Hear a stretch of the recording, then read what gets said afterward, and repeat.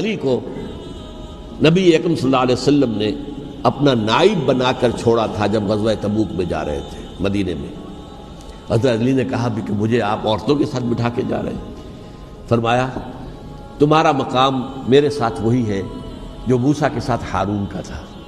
ہارون کو چھوڑ کر گئے تھے نا یہودیوں کے پاس جب گئے تھے تورات لینے کے لیے، تو تمہارا وہی مقام ہے میرے ساتھ۔ تو یہ حضرت علی ہے رضی اللہ، ان کے بارے میں ان کی کیا عظمت میری نگاہ میں، اس ضمن میں اس میں کوئی شک نہیں ہے۔ حضرت حسین رضی اللہ تعالی عنہ کی جو شہادت ہوئی ہے، ان کے ساتھیوں کی، اعزاء و اقارب کی،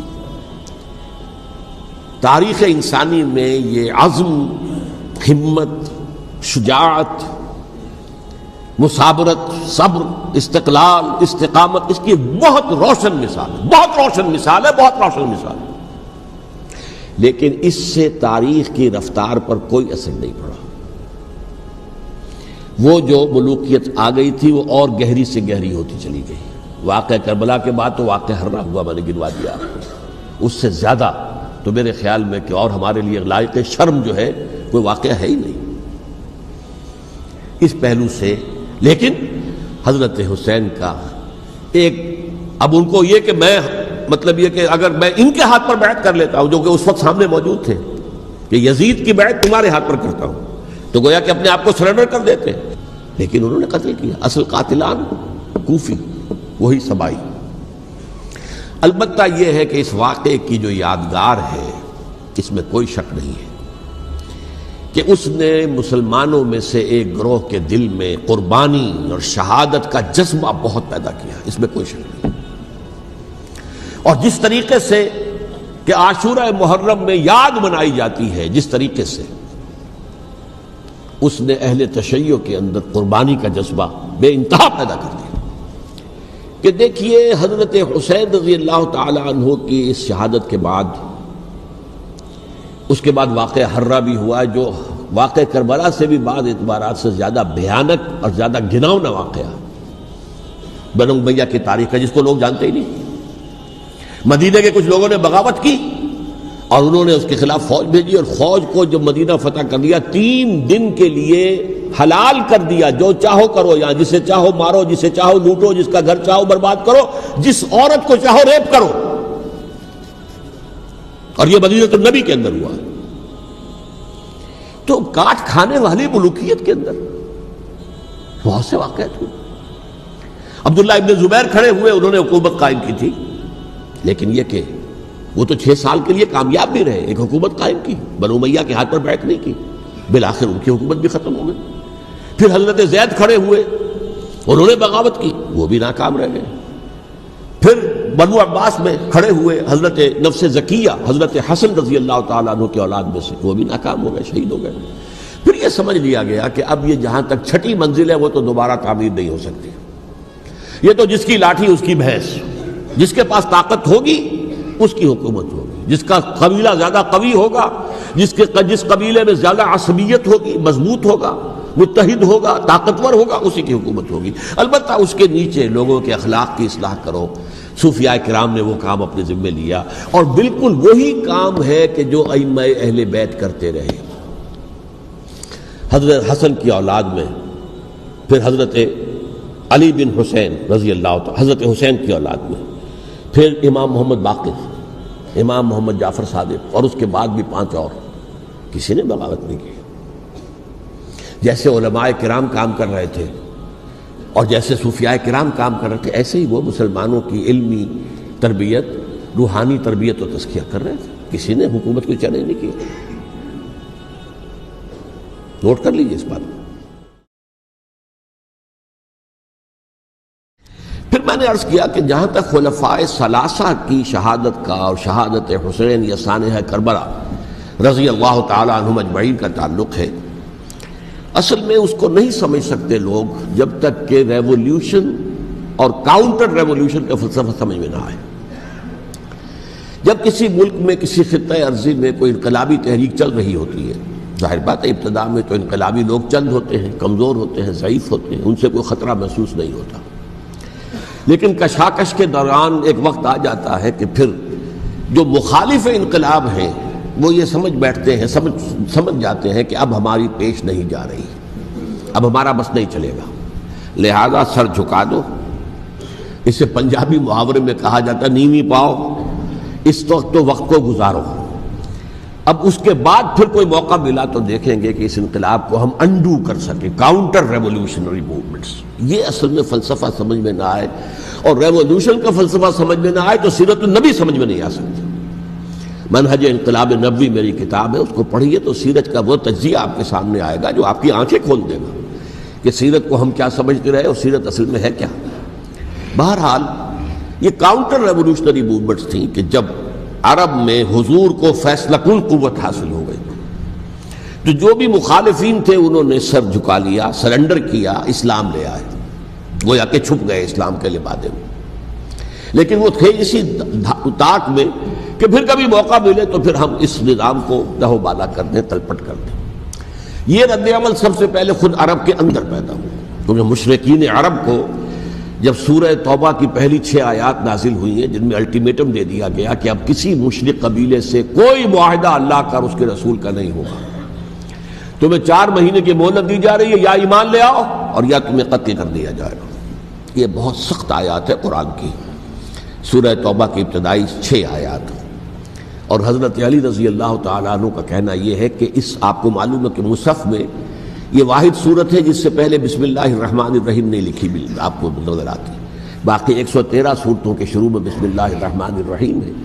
تو کیا وجہ ہے یہاں کیوں نہیں ہے؟ حضرت علی کا فرمانا ہے کہ یہ صورت تو تلوار ہاتھ میں لے کر اتری ہے، اور بسم اللہ الرحمن الرحیم میں اللہ تعالیٰ کے 2 اسماء ہیں، الرحمن الرحیم، تو یہ گویا کہ اس سے متضاد صورتحال ہے کہ اب تمہارے لیے آخری موقع ہے، یا ایمان لے آؤ اور یا قتل کر دیے جاؤ۔ اس میں ایک تیسری گنجائش خود بخود نکلتی تھی، یا یہ ملک چھوڑ کر چلے جاؤ، اور ایسا بہت سے لوگوں نے کیا بھی، لیکن اکثر لوگوں نے گردن چکائی۔ لیکن رد عمل ظاہر ہوا، ایک تو مرتدین کھڑے ہو گئے جنہوں نے نئی نبوتوں کو مان لیا، ایک مانعین زکوٰۃ کھڑے ہو گئے کہ ہم زکوٰۃ تمہیں نہیں دیں گے۔ یہ رد عمل تھا مشرک عرب کا، مشرکین عرب کا۔ اور حضرت ابو بکر رضی اللہ تعالیٰ عنہ کے دفتر فضائل کا یہ بڑا اہم باب ہے، ود این آئرن فسٹ، حالانکہ وہ بہت رقیق القلب، کمزور، نحیف الجثہ انسان تھے، لیکن یہ کہ عظیمت کوہ ہمالیہ جو ہے ان کے اندر ظاہر ہوئی ہے، ود این آئرن فسٹ انہوں نے ان ساری جو رد عمل کی جو تحریکیں تھیں انہیں کچل کر رکھ دیا، اور پھر پورے عرب کو گویا کہ اثر نو اس میں اسلام کے نظام کو کنسولیڈیٹ کر کے حضرت عمر کے حوالے کر دیا رضی اللہ تعالیٰ عنہ۔ حضرت عمر کے زمانے میں جو جنگیں ہوئیں اس میں سلطنت روما جو ہے، جو اس وقت کی 2 سپر پاورز تھیں، سلطنت روما، قیصر روم، ہیرکلیس، ہرقل تھا اس وقت کا جو رومی جو قیصر روم تھا، حکمران تھا، شہنشاہ تھا، اور دوسری طرف ایرانی مملکت تھی، خسرو پرویز تھا۔ لیکن یہ کہ عیسائیت کے ساتھ اسلام کا اس طرح کا تصادم نہیں ہوا تھا حضور کے زمانے میں، بلکہ نجاشی رحمۃ اللہ علیہ نے تو مسلمانوں کو پناہ دی تھی۔ مقوقس پیٹریارک جو تھے اس کے الیگزینڈریا کے، انہوں نے حضور کے جو نامہ مبارک گیا تھا اس کا بہت اکرام کیا، تکریم کی، تحفے بھیجے حضور کی خدمت میں۔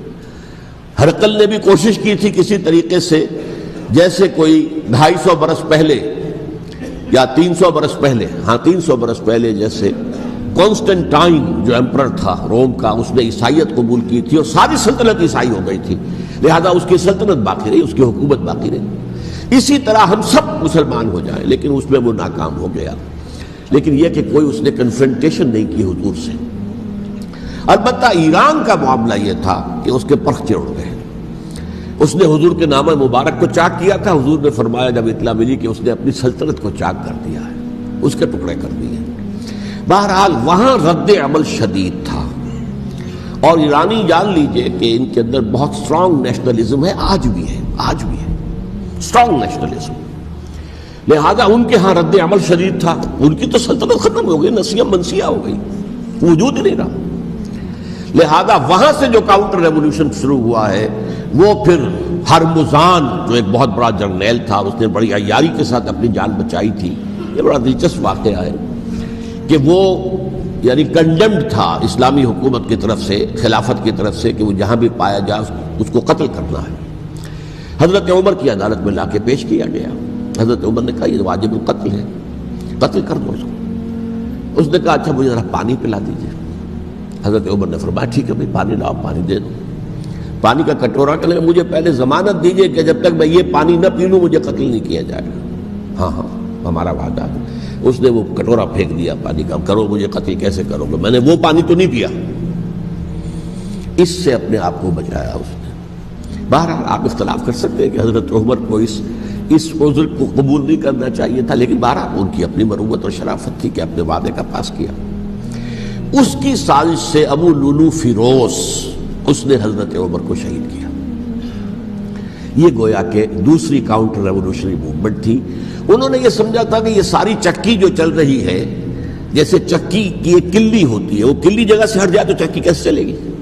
یہی بات حضرت علی نے فرمائی تھی حضرت عمر سے رضی اللہ تعالی عنہما۔ جب شام کے محاذ پر کچھ پسپائی سی ہو رہی تھی تو حضرت عمر نے ارادہ کیا میں خود جاؤں گا محاذ پر اور کمانڈ کروں گا۔ حضرت علی رضی اللہ تعالیٰ عنہ نے فرمایا کہ نہیں امیر المومنین آپ مت جائیں، چکی اسی وقت تک چلتی ہے جب تک کہ کلی گڑی ہوئی۔ آپ کلی ہیں اس وقت اس نظام کی جس کے گرد یہ اسلام کی چکی گھوم رہی، آپ مت جائیں۔ لہذا حضرت عمر نے ان کی بات مانی، اس قدر صائب مشورہ تھا جو دیا تھا۔ بہرحال انہوں نے یہ سمجھا تھا کہ عمر ہی کے بل پر چل رہا ہے یہ سب کچھ، لہذا عمر کو پیچھے ہٹا دینے سب بیٹھ جائے گا۔ لیکن ظاہر بات ہے کہ محمد الرسول اللہ کی بنائی ہوئی عمارت صلی اللہ علیہ وسلم اتنی کمزور نہیں تھی۔ اس کے بعد حضرت عمر کے انتقال کے بعد حضرت عثمان کا انتخاب ہوا، اور حضرت عثمان کے بھی 10 سال پہلے جو ہے وہ بالکل حضرت عمر کی جو دور خلافت ہے اس کے بالکل مشابہ ہے، مماثلی۔ ہمارے ذہنوں میں یہ تصور بٹھا دیا گیا ہے کہ سارے 12 سال شاید فتنہ ہی فتنہ رہا، فساد ہی فساد رہا، دنگا رہا، لڑائی رہی۔ نہیں، 10 سال پورا امن، اور جس طریقے سے فتوحات کا سیلاب حضرت عمر کے زمانے میں جا رہا تھا اسی طریقے سے حضرت عثمان کے 10 سالوں کے دوران گیا۔ آخری 2 سالوں میں ایک فتنہ اٹھا ہے، یہ فتنہ کیا ہے اس کو سمجھ لیجیے۔ مذاہب کی جو 3 سے کنفرنٹیشن ہوئی تھی، ایک تو یہ کہ مملکتوں میں سے مملکت ہرقل، مملکت روم، مملکت ایران، رومی سلطنت کی 2 ٹانگیں مسلمانوں نے توڑ دی، شمالی افریقہ سے نکال دیا، مغربی ایشیا سے نکال دیا، لیکن یورپ میں وہ قائم تھا، اس کی سلطنت تھی، لیکن ایرانی سلطنت کا بالکل تیا پاچا ہو گیا، ختم ہو گیا۔ اسی طریقے سے 3 مذاہب سے کنفرنٹیشن ہوئی، مشرکین عرب سے، اس کا میں بیان کر چکا ہوں، ان کا پہلا وار حضرت ابوبکر کے عہد خلافت میں ہو گیا۔ دوسرے جو عیسائیوں کا معاملہ تھا ان سے بھی کوئی تصادم نہیں ہوا حضور کے حیات طیبہ کے دوران، لیکن جو یہودیت بطور مذہب، اس کو ظاہر بات ہے کہ اسلام نے اس کو ختم کیا تھا کم سے کم جزیرہ نما عرب سے۔ مدینے میں 3 قبیلے تھے جو اپنی غداری کی وجہ سے اور اپنی صلح کو توڑنے کے جرم کی پاداش میں 2 نکالے گئے، اور تیسرا جو ہے اس کے تمام جو جوان افراد تھے انہیں قتل کیا گیا۔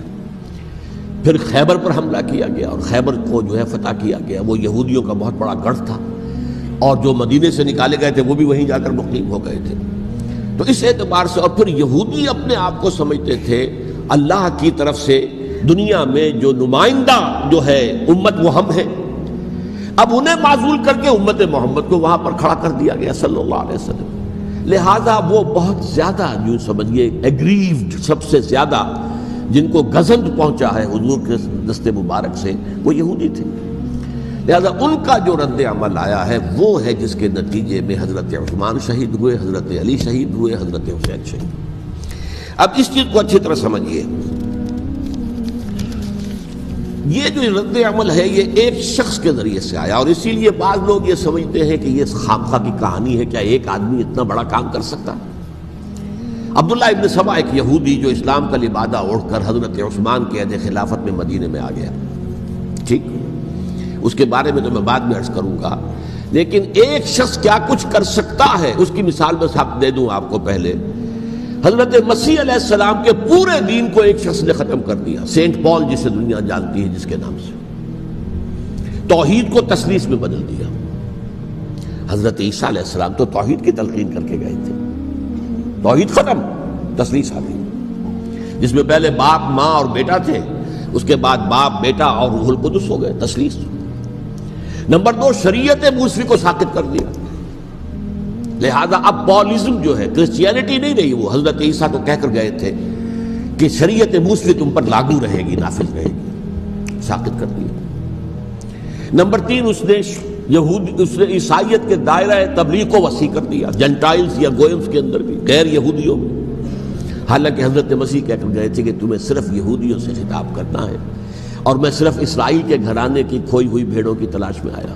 اب آپ دیکھیے حضرت مسیح کے فوراً بعد اور حضرت مسیح کی زندگی کے دوران جب تک کہ وہ موجود تھے، وہ بدترین دشمن تھا حضرت مسیح علیہ السلام کا۔ بعد میں لبادہ اڑا، اور یہ کہ مجھے مکاشفہ ہوا ہے، مکاشفے میں مسیح سے میری ملاقات ہوئی ہے، میں ان پر ایمان لے آیا ہوں، اور پھر اس نے اپنے زہد اور دینداری کا جو بھی فراڈ تھا اس کے نتیجے میں اپنی حیثیت بنا لی، دین مسیحی کو بالکل ختم کر دیا۔ آج کہاں ہے وہ دین مسیحی؟ دی 100 کے مصنف نے بھی صاف لکھا ہے کہ جب تک حضرت مسیح دنیا کے اندر موجود تھے، عیسائیت کی حیثیت یہودیت نے ایک فرقے سے زیادہ نہیں تھی، یہودیوں کا ایک فرقہ، ایک جماعت، بس۔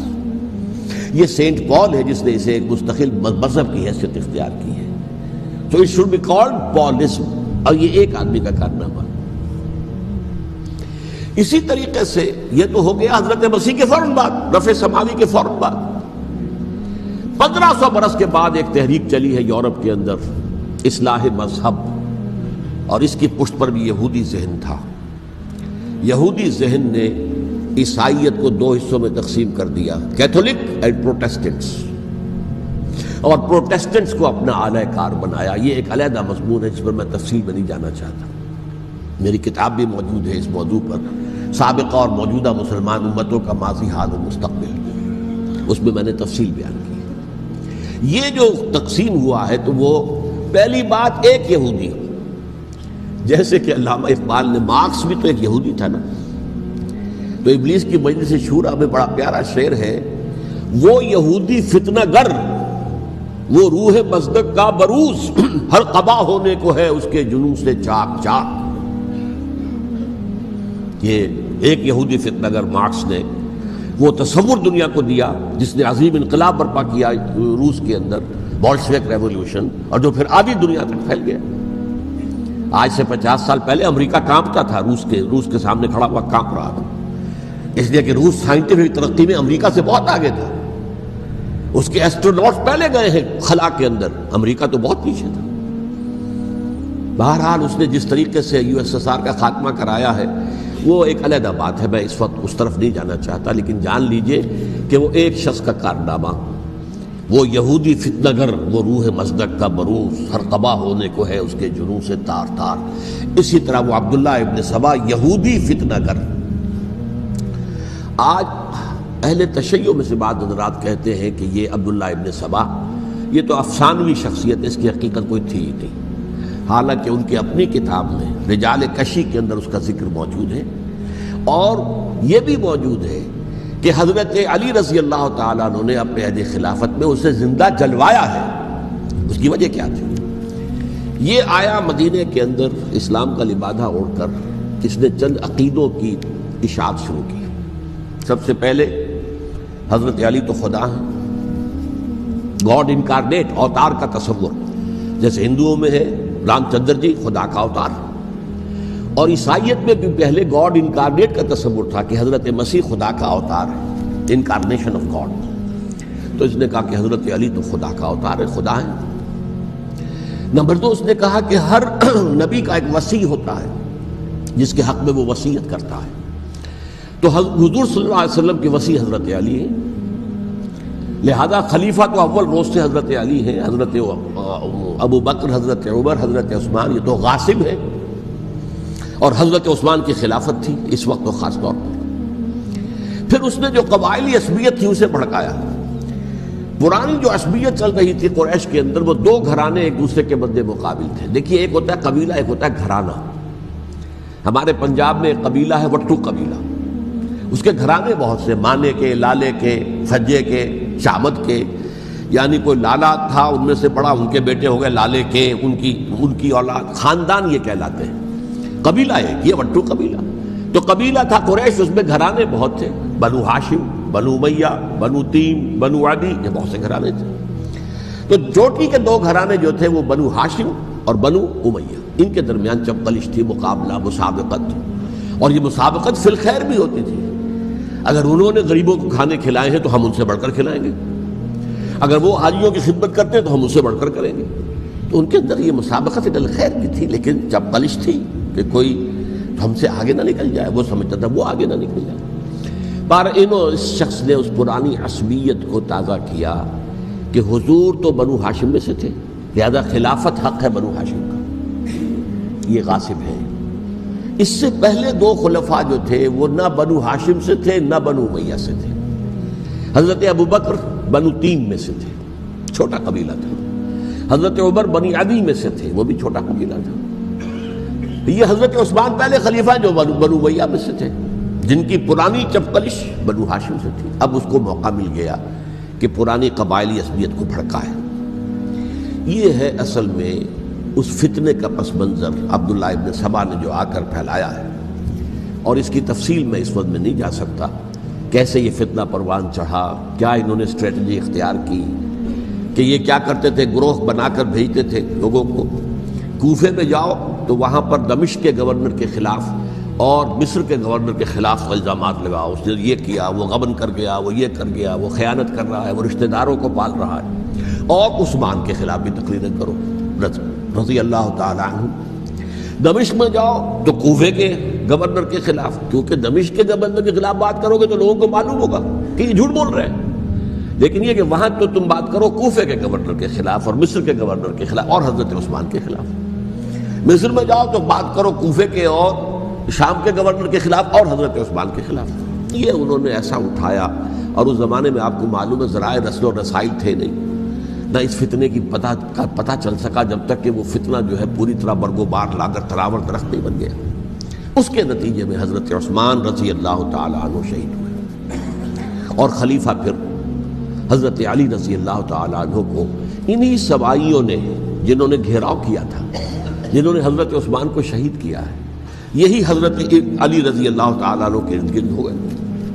اور حضرت علی رضی اللہ تعالیٰ عنہ بھی نہیں چاہتے تھے خلافت کی بیعت لینا، لیکن آخر کیا کرتے؟ کیا وہ امت کو بغیر خلیفہ کے چھوڑ دیتے؟ حضرت زبیر سے کہا گیا، انہوں نے نہیں مانا، رد کر دی بات۔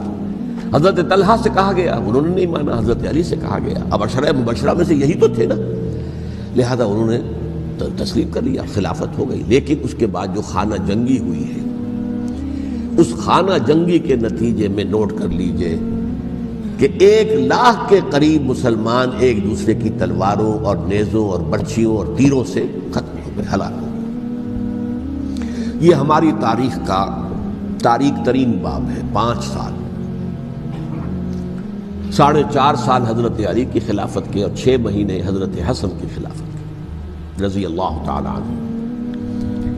اس سے کیا ہوا کہ ایک طرف تو اسلام کی جو توسیع ہو رہی تھی، تھمتا نہ تھا کسی سے سیل رواں ہمارا، وہ سیلاب رک گیا، انٹرنل سیبوٹاج ہو گئی نا، اب تو اندر ہی آپس ہی میں اگر دست و گریبان ہو گئے تو باہر اب کیا توسیع کرتے ہیں، وہ توسیع کا عمل رک گیا۔ اور یوں سمجھیے کہ جیسے ٹرک اگر کبھی چل رہا ہو، بھرا ہوا ہو، لوڈڈ، اور وہ چڑھائی چڑھ رہا ہو، تو اگر کہیں موشن ٹوٹ جائے، ٹرک کو رکنا پڑے، تو ڈرائیور کے جان پر بن جاتی، اس لیے کہ اس کو دوبارہ سٹارٹ کرنا، اور جبکہ وہ چڑھائی پر ہے، انکلائن پر ہے، آسان کام نہیں ہوتا، خطرہ ہوتا ہے وہ پیچھے جو ہے وہ نہ جائے۔ اور پہاڑی علاقوں میں آپ کو معلوم ہے ذرا پیچھے چلے جانے کا مطلب جو ہے بہت خطرناک جو ہے نتیجہ نکل سکتا ہے۔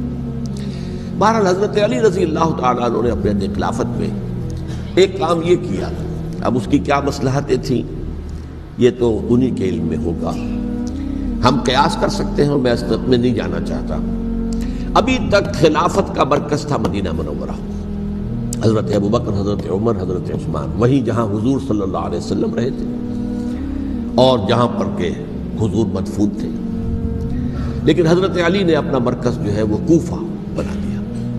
اچھا، اس کی ایک ظاہری وجہ یہ سمجھ میں آتی ہے کہ اسلام کا جو پھیلاؤ ہو گیا تھا، وہ سلطنت اتنی وسیع ہو گئی تھی کہ مدینہ منورہ بہت جنوب میں اور بڑے صحرا کو عبور کر کے جانا ہوتا تھا۔ کوفہ جبکہ ایسی مقام پر تھا کہ جہاں سے مشرقی راستہ جا رہا، ایران کو، عراق، ایران عراق کے اندر تو ہے وہ شہر کوفہ، اور پھر ایران اور خراسان اور ہندوستان کو راستہ جا رہا ہے، وہیں سے شمال کی طرف جا رہا ہے، شام کی طرف اور ترکی کی طرف، اور وہاں سے پھر یہ کہ مغربی افریقہ کو بھی کنٹرول کرنا، جو شمالی افریقہ کو وہ بھی آسان تھا۔ بہرحال حضرت علی نے کوفہ کو اپنا مرکز بنایا، اور نتیجہ یہ ہوا کہ سبائیوں کا بھی مرکز وہی بن گیا، چونکہ انہوں نے اپنے آپ کو گردا گرد رکھا حضرت علی کے رضی اللہ تعالیٰ عنہ۔ اب ظاہر بات ہے کسی پرٹیکولر پرسن کے خلاف تو کوئی مقدمہ موجود تھا نہیں، بلکہ جب جنگ جمل ہو رہی تھی، ابھی جنگ نہیں ہوئی تھی، حضرت عائشہ، حضرت طلحہ، حضرت زبیر وہ لے کر آئے تھے ایک لشکر اس مطالبے کے لیے کہ حضرت عثمان کے قاتلوں کو سزا دی جائے، قصاص لیا جائے۔ حضرت علی رضی اللہ تعالیٰ عنہ سے گفت و شنید ہو رہی تھی، حضرت علی جو ہے اس پر آمادہ ہو گئے کہ ٹھیک ہے، میں جو بھی قاتلین عثمان ہیں ان کو گرفتار کر کے سزا دوں گا۔ این اسی وقت کوفے کی مسجد کے اندر جو ہے 10,000 کا مجمع کھڑا ہو گیا، ہم سب قاتل عثمان ہیں، لو ہم سے بدلہ کہاں سے لوگے۔ اور انہوں نے کیا کیا، جاتے ہی جنگ چھیڑ دی، اور جب چھڑ جائے تو یا مرو یا مارو، اس کے علاوہ تو کوئی چارہ کار ہوتا ہی نہیں۔ ایک رات میں 10,000 مسلمان شہید ہوئے، جن میں 2 عشرہ مبشرہ میں سے حضرت زبیر اور حضرت طلحہ رضی اللہ تعالیٰ۔ تو یہ صورت تھی، سبائیوں نے گھیراؤ کیا حضرت علی کا رضی اللہ تعالیٰ۔ حضرت معاویہ دعوے دار نہیں تھے خلافت کے، قطعاً نہیں، ان کا صرف ایک دعویٰ تھا، اور وہ یہ تھا کہ عثمان کے قاتلوں کو گرفتار کرو، یا خود سزا دو یا ہمارے حوالے کرو، ہم اس سے قصاص لیں گے۔ اس لیے کہ قبیلہ بنو امیہ کا تھا، اور حضرت امیر معاویہ بنو امیہ میں سے، تو ایک خاندانی طور پر جو ہے ہم قصاص لیں گے ان سے جنہوں نے قتل کیا ہے حضرت عثمان کی۔ لیکن یہاں ظاہر بات ہے کہ حضرت علی رضی اللہ تعالیٰ عنہ کی طرف سے مطالبہ یہ ہوتا تھا، تم پہلے میری بیعت کرو، میرے ہاتھ مضبوط کرو تاکہ میں ان کے خلاف کوئی اقدام کر سکوں۔ لیکن انہیں یہ اندازہ تھا کہ اگر میں نے بیعت کی تو ظاہر بات ہے کہ حضرت علی تک پہنچنے سے پہلے پہلے مجھے گردن اڑا دیں گے یہ لوگ، اس لیے کہ سبائی جو ہے وہ آپ کو گھیرے ہوئے۔ بہرحال ایک عجیب الجھاؤ، ایک ڈائلیما تھا جس کی وجہ سے یہ جنگ چلتی رہی، اور حضرت علی رضی اللہ تعالیٰ عنہ کو انہی کے شیعان علی ہی کے اندر سے وہ جماعت علیحدہ ہوئی تھی جس کو ہم خوارج کے نام سے جانتے ہیں، اور ایک خارجی ملجم ابن ملجم ہی نے حضرت علی کو شہید کیا رضی اللہ تعالیٰ عنہ۔ پھر حضرت حسن رضی اللہ تعالیٰ عنہ، اب دیکھیے کس قدر صحیح بات تھی جو حضرت علی رضی اللہ تعالیٰ عنہ نے فرمائی جب ان سے کہا گیا کہ کیا ہم آپ کے بیٹے حسن کے ہاتھ پر بیعت کر لیں رضی اللہ تعالیٰ عنہ۔ فرمایا نہ میں تمہیں اس کا حکم دیتا ہوں نہ میں اس سے روکتا ہوں، یہ تمہارا معاملہ ہے، امرہم شورا بینہم، تم اپنے باہمی مشورے سے جو فیصلہ کرو گے ٹھیک ہے، میں نہ حکم دیتا ہوں نہ روکتا ہوں۔ اس کا کیا مطلب ہے؟ باپ کے بعد بیٹے کی خلافت ہرگز حرام نہیں ہے، ورنہ کہتے کیسے ہو سکتا ہے میرا بیٹا؟ نہیں، یہ نہیں کہا۔ حضرت عمر سے بھی کہا گیا تھا کہ اپنے بیٹے کو نامزد کر دیں، عبداللہ ابن عمر کو، تو انہوں نے جواب میں کیا کہا؟ اسے تو طلاق دینی بھی نہیں آتی۔ انہوں نے اپنی کسی زوجہ کو طلاق دی تھی، اور اس میں جو صحیح ترین طریقہ ہے وہ اختیار نہیں کیا تھا، انہیں طلاق دینی تک نہیں آتی تو میں اسے خلیفہ بنا دوں۔ یہ نہیں کہا تھا کہ باپ کے بعد بیٹا خلیفہ نہیں ہو سکتا، یہ تو نہیں تھا، کہیں حرام نہیں ہے، نہ کتاب و سنت میں، نہ کوئی حدیث ہے، نہ کہیں قرآن مجید میں۔ تو حضرت علی نے بھی فرمایا رضی اللہ تعالیٰ، نہ میں روکتا ہوں نہ حکم دیتا ہوں، یہ تمہارا اپنا معاملہ ہے۔ بہرحال حضرت حسن رضی اللہ تعالیٰ عنہ نے حضرت امیر معاویہ سے صلح کر لی، خلافت ان کے سپرد کر دی۔ دیکھیے میں حضرت ابوبکر، حضرت عمر، حضرت عثمان، حضرت علی کے ساتھ حضرت حسن کے دور خلافت کو بھی خلافت راشدہ میں سے سمجھتا ہوں، اور تبھی 30 سال پورے ہوتے ہیں اس حدیث کے مطابق کہ حضور نے فرمایا خلافت 30 برس رہے گی، پھر ملوکیت آ جائے گی۔ تو حضرت حسن کا بہت بڑا کارنامہ یہ ہے کہ اس خانہ جنگی کا دروازہ بند کر دیا، اور یہ پیشن گوئی تھی حضور کی صلی اللہ علیہ وسلم حضرت حسن کو، جب بچے ہی تھے حضور کے انتقال سے پہلے، میرا یہ بیٹا مسلمانوں کے 2 گروہوں میں صلح کرائے گا، یہ حضور کی پیشن گوئی تھی، اور وہ پیشن گوئی حضرت حسن کے علم میں بھی ہوگی یقیناً۔ بہرحال انہوں نے صلح کی حضرت امیر معاویہ کے ساتھ رضی اللہ تعالیٰ عنہ، خلافت ان کے حوالے کر دی، اور کچھ شرائط تھیں طے ہو گئی، اللہ خیر صلی اللہ۔ حضور کی تو یہ پیشن گوئی جو ہے صحیح ثابت ہوئی کہ میرا یہ بیٹا مسلمانوں کے 2 بڑے گروہوں کے درمیان صلح کرا دے گا، اور سبائیوں نے انہیں تانے دیے، یا عار المومنین، اے مومنوں کے لیے موجب عار، موجب شرم تم نے بزدلی دکھائی ہے، تم نے امیر معاویہ کو خلیفہ تسلیم کر لیا، تم نے بزدلی دکھائی، معاذ اللہ ثم معاذ اللہ ثم معاذ اللہ۔ اب میں کچھ باتیں حضرت امیر معاویہ کے بارے میں کہنا چاہتا ہوں، اس لیے کہ وہاں اس میں میں نے حضرت معاویہ کے بارے میں یہ تو بہت شدت کے ساتھ کہا تھا، اور میں اب بھی اس پر قائم ہوں اور پوری طریقے سے قائم ہوں۔ میرا مستقل موقف یہی ہے کہ حضرت معاویہ رضی اللہ تعالیٰ عنہ کے دور خلافت کو ہم خلافت راشدہ میں شامل نہیں سمجھتے، اہل سنت میں سے کوئی بھی نہیں سمجھتا، لیکن اس کے ساتھ میں نے حضرت امیر معاویہ کے کچھ مناقب بھی بیان کیے تھے تاکہ پلڑا جو ہے ترازو کا اس کے دونوں پلڑے سامنے آ جائیں۔ لیکن یہ کہ وہ حصہ میرے اس بیان کا نکال دیا گیا، ختم کر دیا گیا۔ یہ میں نہیں جانتا کہ اس میں کیا مصلحت دیکھی گئی ہے، اس میں تو کسی کے لیے کوئی معاملہ ایسا نہیں تھا کسی کے جذبات کو جو ہے وہ ٹھیس پہنچانے والا، کیونکہ میں نے کہا وہ خلیفہ راشد نہیں تھے، صاف میں نے کہا، بلکہ وہ دور ملوکیت کا آغاز ان سے ہو گیا ہے۔ بلکہ جب ایک صاحب نے یہ کہا کہ کربلا کے بعد سے دور ملوکیت آ رہی تھی، تو میں نے کہا نہیں جناب، دور ملوکیت تو 20 سال پہلے پوری ہو چکی تھی، شروع ہو چکی تھی۔ حضرت امیر معاویہ کے بھی 20 سال جو ہے وہ دور ملوکیت میں شمار ہیں۔ انہیں کسری العرب بھی کہا گیا، عرب کے کسریٰ، جو شہنشاہ ایران کا خطاب تھا، حضرت معاویہ رضی اللہ تعالیٰ عنہ کو کسری العرب کہا گیا، عرب کا کسریٰ یہ۔ لیکن دوسری طرف یہ ہے کہ وہ صحابی رسول ہیں رضی اللہ تعالیٰ، حضور کے برادر نسبتی بھی ہیں، حضور کے سالے ہیں، ان کی ہمشیرہ ام حبیبہ حضور کی زوجہ محترمہ ہیں، ام المومنین ہیں، ام حبیبہ رضی اللہ تعالیٰ عنہ۔ پھر کس قدر معتمد علیہ تھے حضور کے کہ کاتبان وحی میں شامل تھے، وحی کی کتابت کرنے والے چند لوگ تھے جنہیں کہ حضور کہتے تھے کہ اب یہ آیت لکھ لو، ان میں سے ایک امیر معاویہ بھی رضی اللہ تعالیٰ۔ تو بڑے توازن کی ضرورت ہے۔ دیکھیے صحابہ کرام کا جہاں تک تعلق ہے، اہل سنت کا موقف یہ ہے کہ صحابہ تو کلہم عدول، صحابہ سب کے سب نیک نیت ہیں، اور ان کی روایت جو ہے قبول کی جائے گی، رد نہیں کی جائے گی، ان پر کوئی جرح و تعدیل نہیں ہوگی، اس لیے کہ ان کا تزکیہ محمد الرسول اللہ صلی اللہ علیہ وسلم نے کیا تھا۔ لہٰذا یہ تو ہو سکتا ہے کہ کسی صحابی سے کوئی خطا ہو جائے، لیکن وہ خطا اجتہادی ہوگی، نیت کی خطا نہیں ہوگی، نیت کی غلطی نہیں ہوگی۔ اگر کسی صحابی کی نیت پر حملہ کیا جائے تو یہ اصل میں طعن ہے، حملہ ہے حضور پر کہ وہ تربیت دے ہی نہیں سکے اپنے ساتھیوں کو، معاذ اللہ ثم معاذ اللہ ثم معاذ اللہ، وہ تزکیہ کر ہی نہیں سکے۔ 3 جگہ جو قرآن میں آیا ہے یتلو علیہم آیاتہ ویزکیہم، تو کیا تزکیہ کیا؟ اگر ان کے قریب ترین ساتھی جو تھے، اگر ان کے اندر بھی بدنیتی تھی اور دنیا کی طلب تھی اور دنیا کے اندر اقتدار حاصل کرنے کا جذبہ تھا، تو پھر کیا تزکیہ کیا؟ معاذ اللہ ثم معاذ اللہ۔ لہذا صحابہ سب کے سب عدول ہیں، اور ان سے اختلاف ممکن ہے، لیکن ان کی نیت پر حملہ نہیں ہو سکتا۔ تو حضرت امیر معاویہ کی شخصیت ایک چیز ہے، آپ کا دور خلافت دوسری چیز ہے۔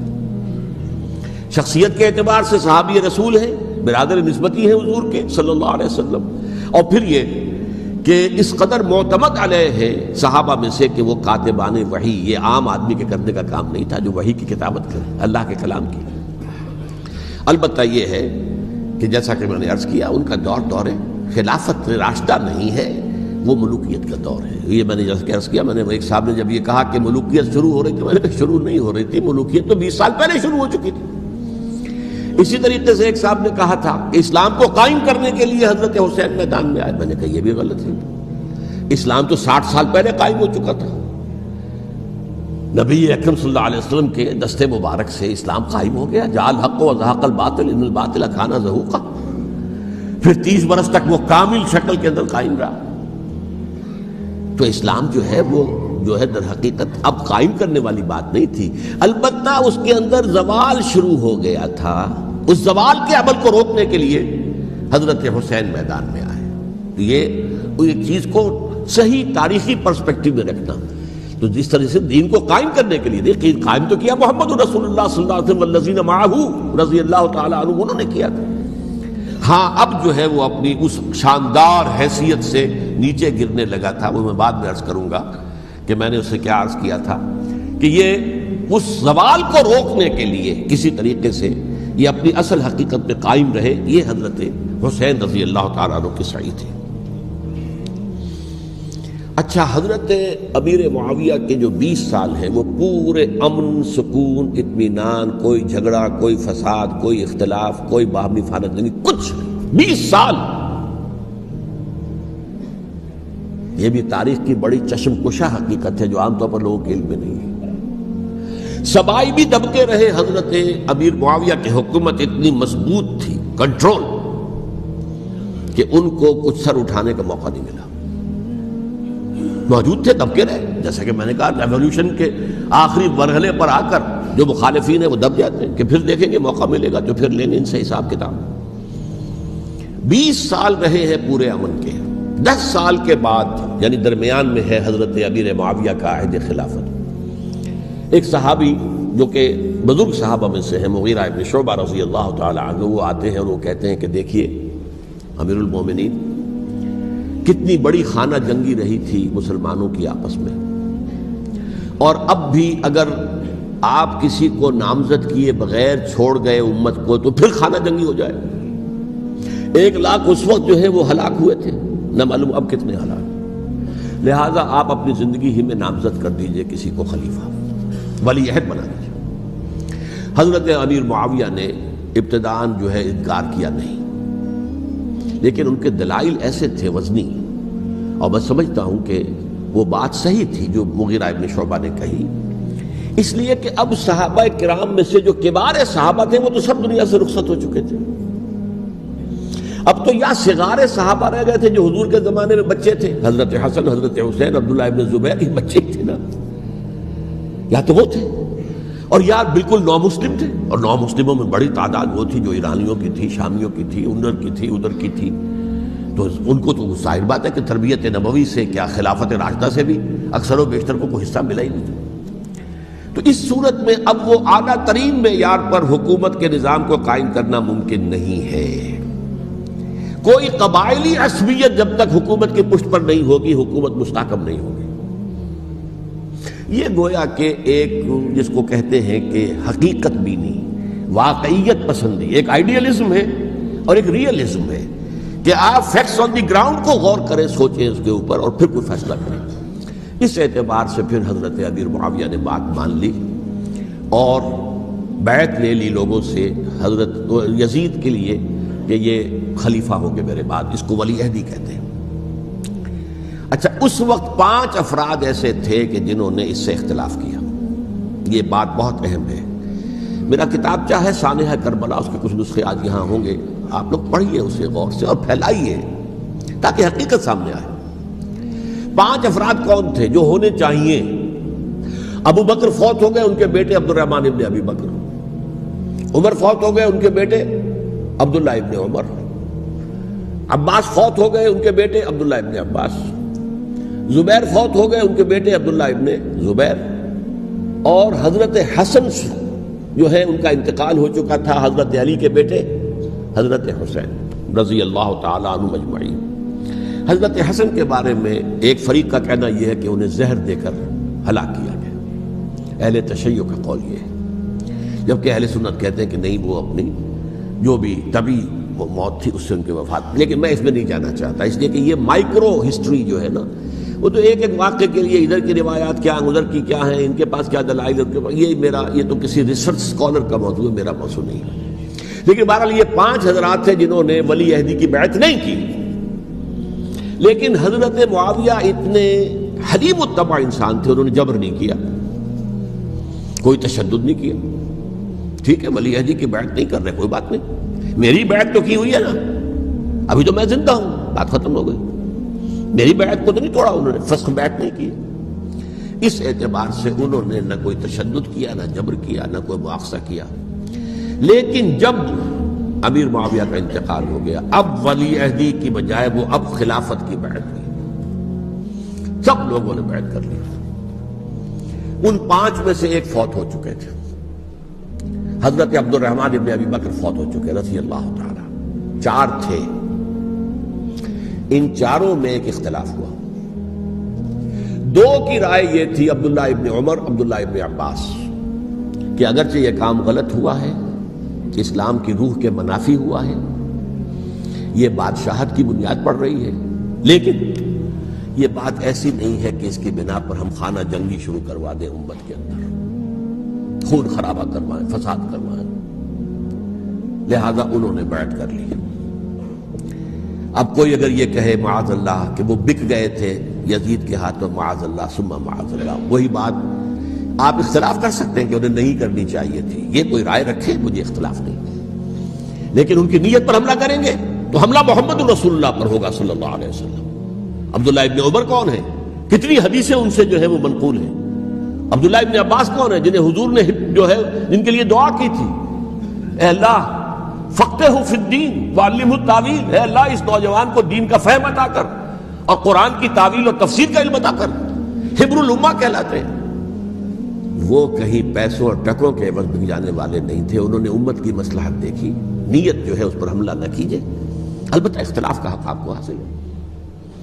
دو حضرات جو ہے ڈٹے رہے کہ نہیں، ہمیں کم وقت میں ریزسٹ کرنا ہے۔ عبداللہ ابن زبیر عمر کے اعتبار سے وہ بڑے ہیں، مسلمانوں میں سب سے پہلے ولادت مدینے میں جا کر جو ہوئی ہے وہ عبداللہ ابن زبیر کی ہوئی ہے۔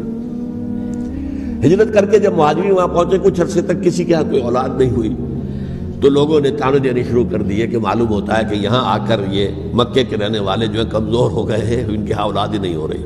پھر عبداللہ ابن زبیر کی ولادت ہوئی ہے، یہ حضرت ابو بکر کے نواسے ہیں، حضور کی زوجہ محترمہ حضرت عائشہ کی بہن، حضرت دیکھیے ابھی نام نکل گیا ہے جی، حضرت اسماء رضی اللہ تعالی عنہا عنہما، یہ ان کے صاحبزادے ہیں، حضرت زبیر کے بیٹے۔ ان کا فیصلہ ہوا کہ ہمیں ریزسٹ کرنا ہے کم وقت میں، ایٹ اینی کاسٹ۔ حضرت حسین ابن علی رضی اللہ تعالی عنہما کا بھی فیصلہ ہوا کہ ہمیں ریزسٹ کرنا ہے کم وقت میں۔ البتہ ان میں بھی ایک اختلاف ہو گیا، یعنی یہ دو تو جڑے رہے، ان دو میں اختلاف ہو گیا۔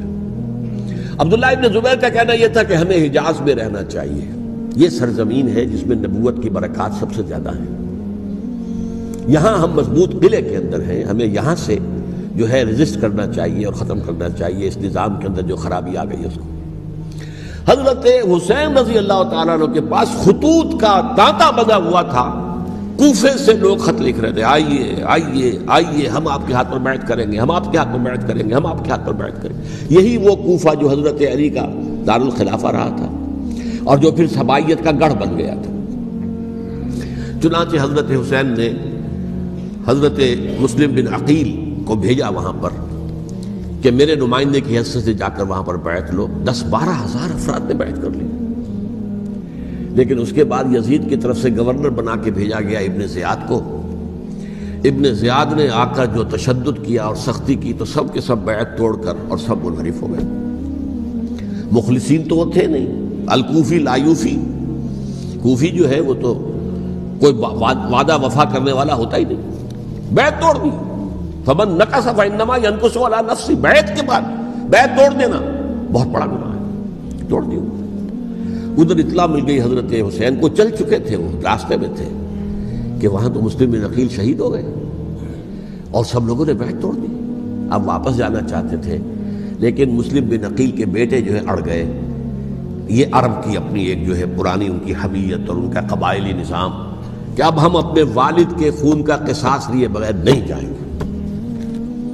حضرت حسین رضی اللہ تعالیٰ عنہ کی مروت اور شرافت کہ یہ میرا ساتھ دینے کے لیے آئے تھے، اب میں ان کا ساتھ نہ دوں تو یہ تو شرافت اور مروت کے خلاف ہے۔ کہا اچھا چلو چلتے۔ وہاں جا کر بھی عین اپنے میدان کے اندر بھی حضرت حسین رضی اللہ تعالیٰ عنہ نے 3 چیزیں پیش کی ان کوفیوں کے لشکر کے خلاف۔ سب سے بڑا لشکر کے اندر سب سے بڑے تو کوفی تھے جنہوں نے بیعتیں کی ہوئی تھی حضرت حسین کے ساتھ۔ دیکھو مجھے جانے دو واپس حجاز کی طرف، یا مجھے سرحدوں پر بھیج دو تاکہ میں کافروں کے ساتھ جنگ کرتے ہوئے اپنی جان دے دوں، یا مجھے یزید کے پاس جانے دو، میں اپنا معاملہ اس سے طے کر لوں۔ لیکن کوفیوں کو یہ گوارا نہیں تھا۔ اگر یہ یزید کے پاس پہنچ گئے تو ہمارا کچا چٹھا بیان کر دیں گے کہ مجھے تو ان لوگوں نے ورغلا کر بلایا تھا۔ اس لیے کہ دیکھیے حضرت امیر معاویہ کے 20 سالوں کے دوران میں بتا چکا ہوں، ان کی حکومت اتنی مستحکم تھی کہ اس کے خلاف کوئی فتنہ اٹھانا ممکن نہیں تھا. اب چونکہ ایک چینج اوور ہوا تھا، اور چینج اوور میں آپ کو معلوم ہوتا ہے کہ ایک جس کو کہتے ہیں every thing is in the melting پاٹ، ابھی تو یہ درمیان کے اندر معاملہ ہے، تو انہیں موقع ملا، سر اٹھایا حضرت حسین رضی اللہ تعالیٰ عنہ کو، جو خطوط لکھے جس کے کہ تھیلے کے تھیلے اور بوریوں کی بوریاں بھری ہوئی حضرت حسین کے ساتھ تھی، وہ کہا کہ آئیے ہم آپ سے بیعت کریں. انہوں نے نہیں مانا، اور اصل میں حضرت حسین کے قاتل وہ کوفی ہیں، وہ بزدل، وہ منافق، جنہوں نے بیعت کر کے بیعت توڑی. اور اب وہ آ گئے کہ اگر یہ حسین رضی اللہ تعالیٰ عنہ بچ کر کہیں یزید کے پاس پہنچ گئے تو پھر ہمارا کچا چٹھا جو ہے وہ سامنے آ جائے گا اور ہماری پھر شامت آ جائے گی. لہذا انہوں نے قتل کیا حضرت حسین کو رضی اللہ تعالیٰ. ایک بات جو علامہ ڈاکٹر قلب صادق نے فرمائی، اور میرے علم میں یہ بات پہلے نہیں تھی، وہ یہ کہ حضرت حسین کے قتل کا فتویٰ ایک بہت بڑے مفتی نے دیا تھا. یہ بات بھی ذرا سمجھ لیجیے. حضرت حسین رضی اللہ تعالیٰ عنہ کے قتل کا فتویٰ ایک بہت بڑے مفتی نے دیا تھا. کیوں دیا تھا؟ اس لیے کہ حضور کی احادیث موجود ہیں کہ جب ایک شخص کی ایک خلیفہ کی بیعت ہو جائے تو دوسرا اگر کھڑا ہو تو اسے قتل کر دو. کھلی حدیث. اسی لیے ایک بہت بڑے مفسر بھی ہیں، فقیہ بھی ہیں، قاضی ابن العربی رحمۃ اللہ علیہ. ایک ابن عربی ہیں الف لام کے بغیر، ابن عربی، وہ بہت بڑے صوفی ہیں، فلسفی ہیں، اندلس کے ہیں. یہ قاضی ابن العربی ہیں جنہوں نے قرآن کی ایک تفسیر لکھی ہے اس اعتبار سے کہ صرف ان آیات کی تفسیر جن سے کہ فقہی احکام جو ہیں ان کا استنباط ہوتا ہے. یہ دو تفسیریں اس طور سے لکھی گئی ہیں قرآن مجید کی. احکام القرآن ان کا نام ہے دونوں کا، جن میں سے ایک جو ہے قاضی ابن العربی کی ہے. ان کا ایک جملہ نقل ہوتا ہے، قتل الحسین بسیف جدہ، حسین قتل ہو گئے اپنے ہی نانا کی تلوار سے.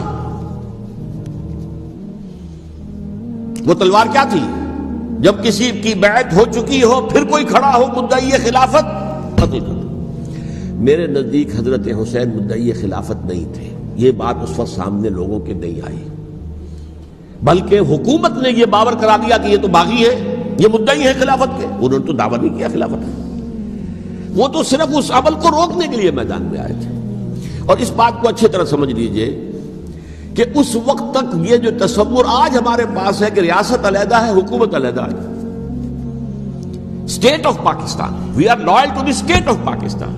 ہم ریاست پاکستان کے وفادار ہیں، گورنمنٹ آف پاکستان کے وفادار نہیں ہیں. We are not loyal to the government. Government تو کبھی بے نظیر کی تھی، ہم اس کے خلاف تحریک چلا رہے تھے، یا کبھی کسی اور کی تھی اس کے خلاف تحریک چل رہی ہے، یا کبھی ضیاء الحق کی تھی اس کے خلاف تحریک چل رہی ہے.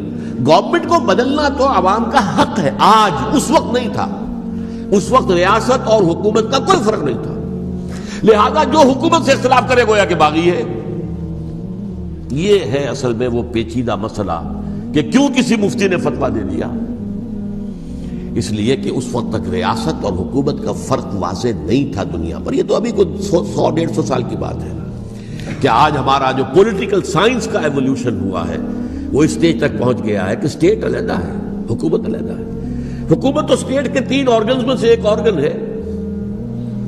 ایڈمنسٹریشن حکومت کی ہے، جوڈیشری ہے اور لیجسلیچر ہے. 3 آرگنز ہیں بڑے بڑے، ان میں سے ایک ہے. تو حکومت کو بدلنا تو عوام کا حق ہے، چاہے وہ ووٹ کے ذریعے بدلے، چاہے ایجیٹیشن. اگر پرامن ایجیٹیشن ہے اس سے حکومت کو بدلنے کا حق حاصل ہے دستوری طور پر ہر اعتبار سے. اس وقت یہ نہیں تھا.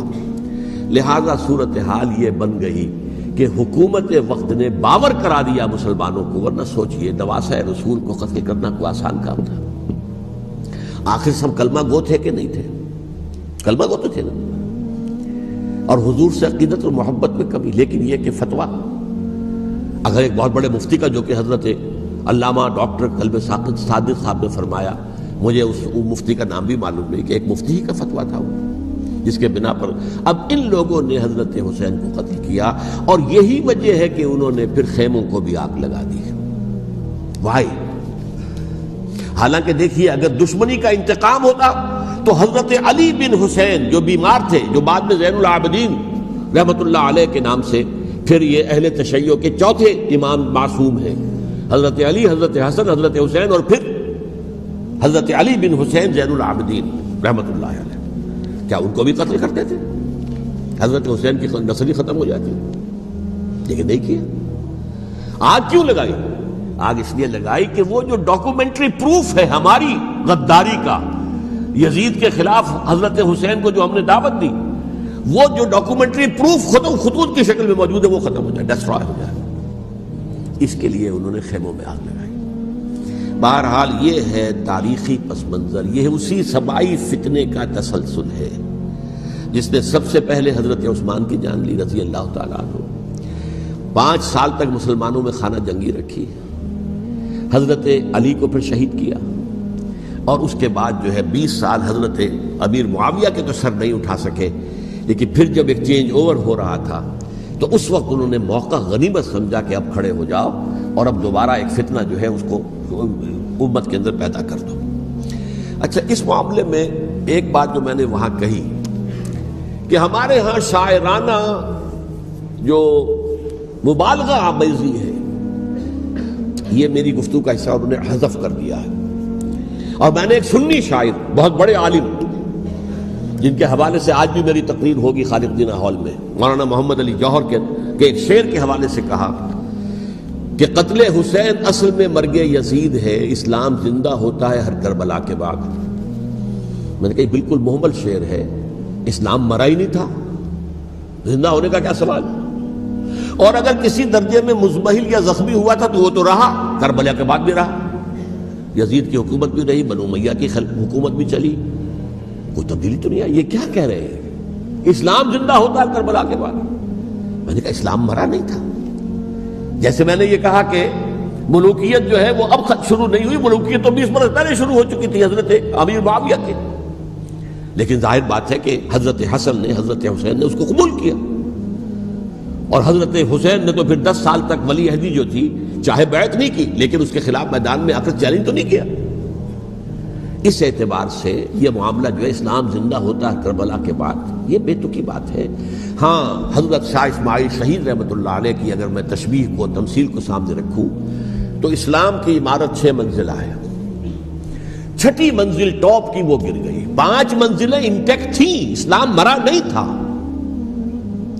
عدالت میں شریعت کے مطابق فیصلے ہو رہے تھے، قاضی تھے، مفتی تھے، شریعت نافذ تھی، اسلام کہاں مرا تھا؟ جبکہ خود کہہ رہے ہیں علامہ قلب صادق کے ایک مفتی کے فتوے سے ہی حضرت حسین کو قتل کیا گیا۔ اب وہ مفتی کی رائے، اس کی بدنیتی ہو، جو بھی ہو، وہ جانے، اللہ جانے، لیکن عام مسلمان کیا کرے؟ اس پہلو سے اسلام مرا نہیں تھا۔ ہاں، ایک منزل گر گئی تھی، وہ گری رہی، 1000 برس تک گری رہی، یہاں تک کہ آ کر مغربی امپیریلزم نے اس کے گرایا، ملوکیت کا معاملہ ختم کیا، اور وہ جبرین ملوکیت دوسری آ گئی، ورنہ وہی بادشاہی چلی ہے۔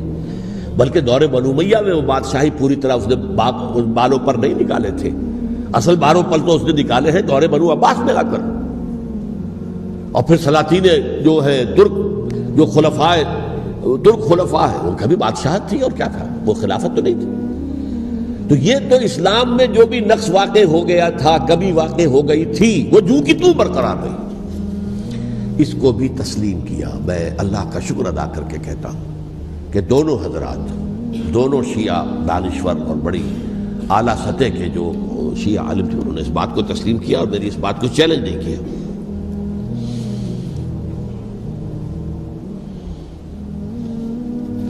اصل میں تیسری بات میں نے یہ کہی کہ دیکھیے حضرت حسین رضی اللہ تعالی عنہ کی اس شہادت کے بعد، اس کے بعد واقعہ حرہ بھی ہوا، جو واقع کربلا سے بھی بعض اعتبارات سے زیادہ بھیانک اور زیادہ گھناؤنا واقعہ بنو امیہ کی تاریخ ہے، جس کو لوگ جانتے ہی نہیں۔ مدینہ کے کچھ لوگوں نے بغاوت کی اور انہوں نے اس کے خلاف فوج بھیجی، اور فوج کو جب مدینہ فتح کر لیا، 3 دن کے لیے حلال کر دیا، جو چاہو کرو، یہاں جسے چاہو مارو، جسے چاہو لوٹو، جس کا گھر چاہو برباد کرو، جس عورت کو چاہو ریپ کرو، اور یہ مدینہ النبی کے اندر ہوا۔ تو کاٹ کھانے والی ملوکیت کے اندر بہت سے واقعات ہوئے۔ عبداللہ ابن زبیر کھڑے ہوئے، انہوں نے حکومت قائم کی تھی، لیکن یہ کہ وہ تو 6 سال کے لیے کامیاب بھی رہے، ایک حکومت قائم کی، بنو امیہ کے ہاتھ پر بیعت نہیں کی، بالآخر ان کی حکومت بھی ختم ہو گئی۔ پھر حضرت زید کھڑے ہوئے، انہوں نے بغاوت کی، وہ بھی ناکام رہ گئے۔ پھر بنو عباس میں کھڑے ہوئے حضرت نفس زکیہ، حضرت حسن رضی اللہ تعالیٰ عنہ کی اولاد میں سے، وہ بھی ناکام ہو گئے، شہید ہو گئے۔ پھر یہ سمجھ لیا گیا کہ اب یہ جہاں تک چھٹی منزل ہے وہ تو دوبارہ تعمیر نہیں ہو سکتی، یہ تو جس کی لاٹھی اس کی بھینس، جس کے پاس طاقت ہوگی اس کی حکومت ہوگی، جس کا قبیلہ زیادہ قوی ہوگا، جس قبیلے میں زیادہ عصبیت ہوگی، مضبوط ہوگا، متحد ہوگا، طاقتور ہوگا، اسی کی حکومت ہوگی۔ البتہ اس کے نیچے لوگوں کے اخلاق کی اصلاح کرو۔ صوفیاء کرام نے وہ کام اپنے ذمے لیا، اور بالکل وہی کام ہے کہ جو ائمہ اہل بیت کرتے رہے۔ حضرت حسن کی اولاد میں پھر حضرت علی بن حسین رضی اللہ تعالی، حضرت حسین کی اولاد میں پھر امام محمد باقر، امام محمد جعفر صادق، اور اس کے بعد بھی 5 اور، کسی نے بغاوت نہیں کی۔ جیسے علماء کرام کام کر رہے تھے اور جیسے صوفیاء کرام کام کر رہے تھے، ایسے ہی وہ مسلمانوں کی علمی تربیت، روحانی تربیت و تزکیہ کر رہے تھے، کسی نے حکومت کو چیلنج نہیں کیا۔ نوٹ کر لیجیے اس بات کو۔ حضرت علی نے بھی چیلنج نہیں کیا تھا، حضرت حسن نے چیلنج نہیں کیا، خود صلح کر لی۔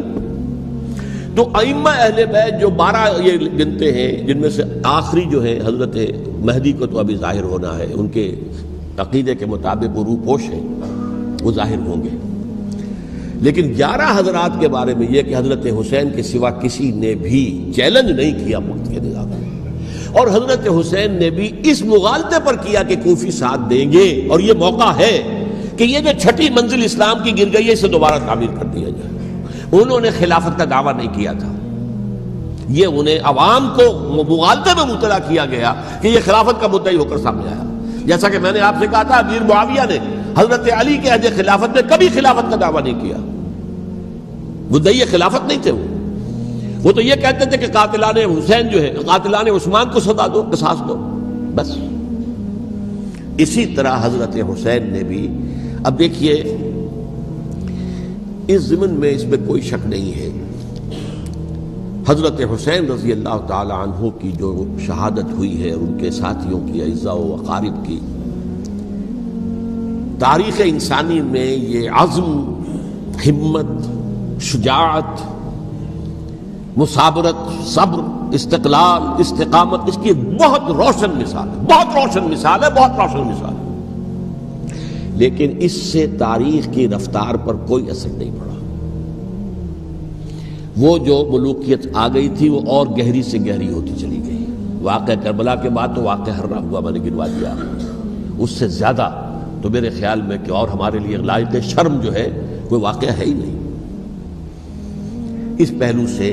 لیکن حضرت حسین کا ایک، اب ان کو یہ کہ میں مطلب یہ کہ اگر میں ان کے ہاتھ پر بیعت کر لیتا ہوں، جو کہ اس وقت سامنے موجود تھے، کہ یزید کی بیعت تمہارے ہاتھ پر کرتا ہوں، تو گویا کہ اپنے آپ کو سرنڈر کر دیتے۔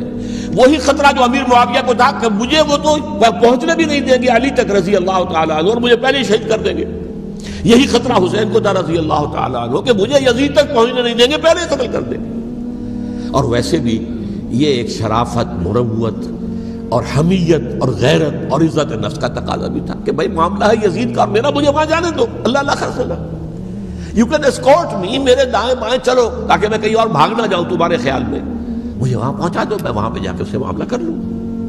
لیکن انہوں نے قتل کیا، اصل قاتلان کوفی، وہی سبائی۔ البتہ یہ ہے کہ اس واقعے کی جو یادگار ہے اس میں کوئی شک نہیں ہے کہ اس نے مسلمانوں میں سے ایک گروہ کے دل میں قربانی اور شہادت کا جذبہ بہت پیدا کیا، اس میں کوئی شک نہیں۔ اور جس طریقے سے کہ عاشورہ محرم میں یاد منائی جاتی ہے، جس طریقے سے اس نے اہل تشیع کے اندر قربانی کا جذبہ بے انتہا پیدا کر دیا، اگرچہ وہ جذبہ بروئے کار نہیں آتا، اس لیے کہ ان کے ہاں یہ عقیدہ ہے، یہ طے ہے کہ جب تک حضرت مہدی ظاہر نہیں ہوں گے ہم کسی کے خلاف بغاوت نہیں کریں گے۔ یہ پوری تاریخ میں ان کا معاملہ رہا، تمام جو ہے ائمہ اہل بیت کا معاملہ رہا، جب تک مہدی نہیں آتے keep sitting and keep waiting, wait and see, that's all. یہ تو خمینی صاحب نے کیا ہے، آیت اللہ خمینی صاحب نے، کہ انہوں نے یہ ایران کے شیعوں کو باور کرایا کہ بھائی جب آئیں گے حضرت مہدی آ جائیں گے، لیکن ہم اب ہاتھ پر ہاتھ رکھ کر بیٹھے رہیں، باطل کو چیلنج بھی نہ کریں، ہمیں کچھ تو کرنا چاہیے، وہ ہاتھ پاؤں ہلانے چاہیے، اور کچھ نہیں تو مہدی کا راستہ جو ہے صاف کرنا چاہیے، تمہید کرنی چاہیے، ان کے راستہ ہموار کیا جائے۔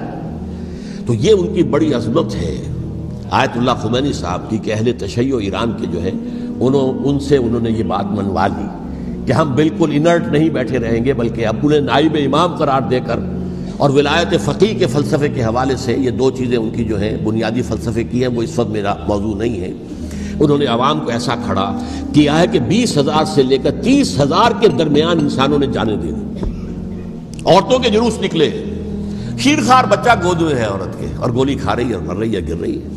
اب سوچئے زندگی کتنی عزیز ہوتی ہے، اور شیرخوار بچے کے لیے ماں کی جو زندگی ہے، اس ماں کو اپنی زندگی کتنی عزیز تر ہوگی کہ اپنے لیے نہیں تو اس بچے کے لیے مجھے جینا ہے، لیکن نہیں، گولیاں کھائیں اور گری۔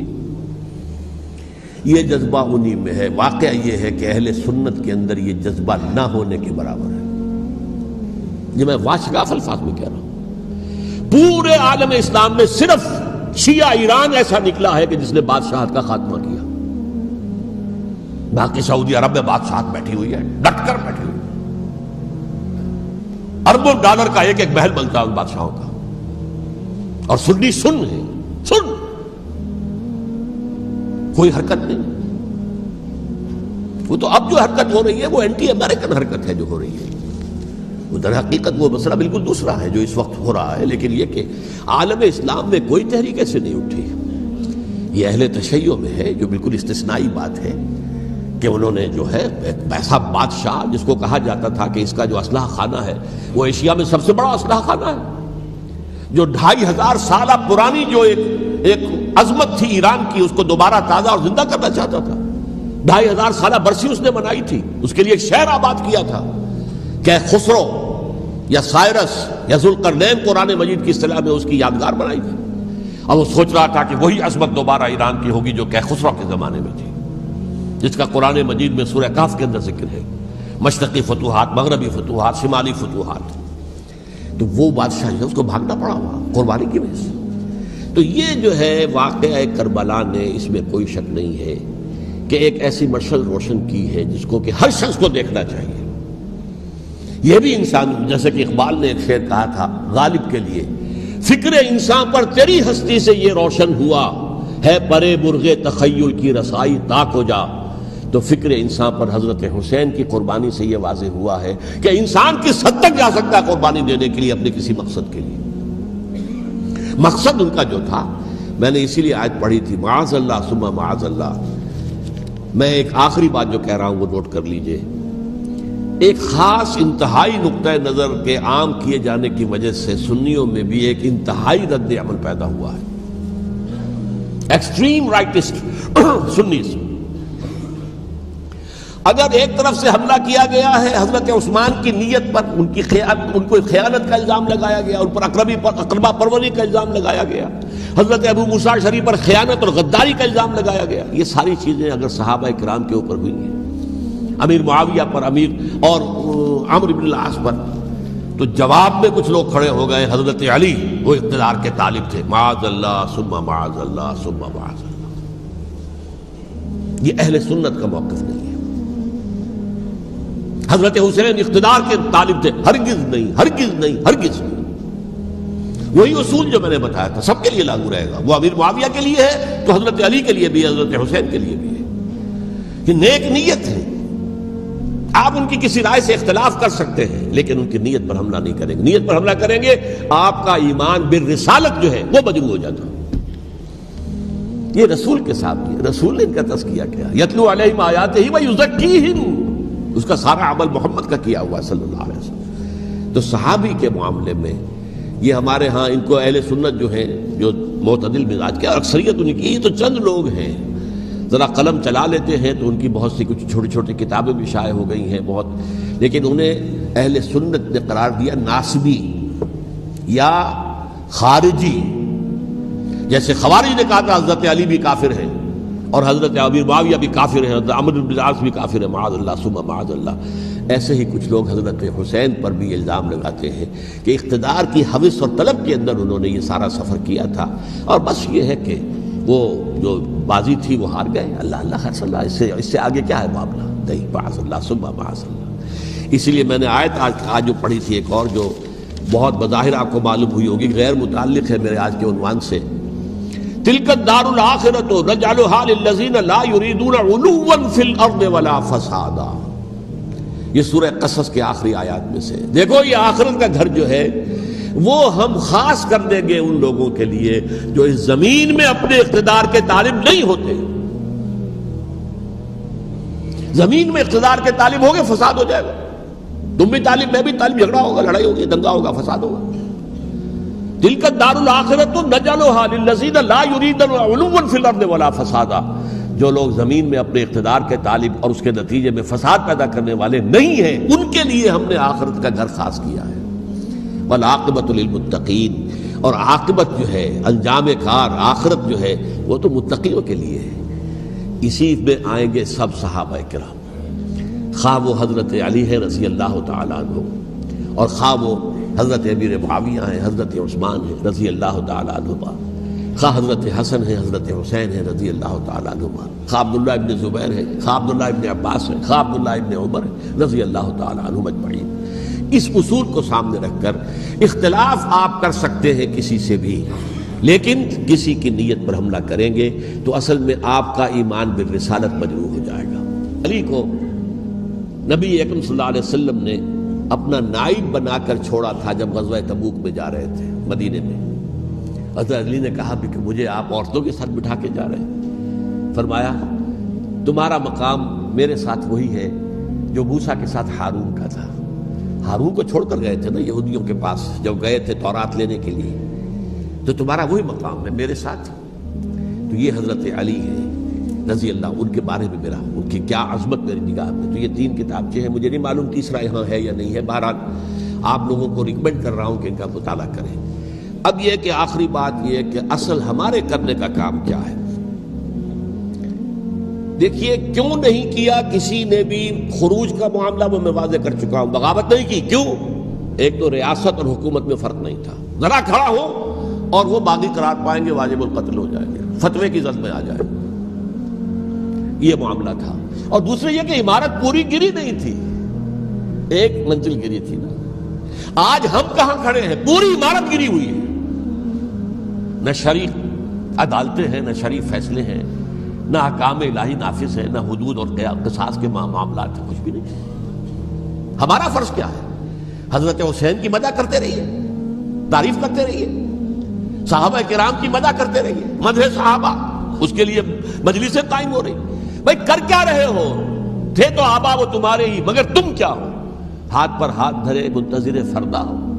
تلک امت قد خلت لہا ما کسبت ولکم ما کسبتم. وہ تو ایک امت تھی جو چلی گئی، اللہ کے ہاں پہنچ گئے.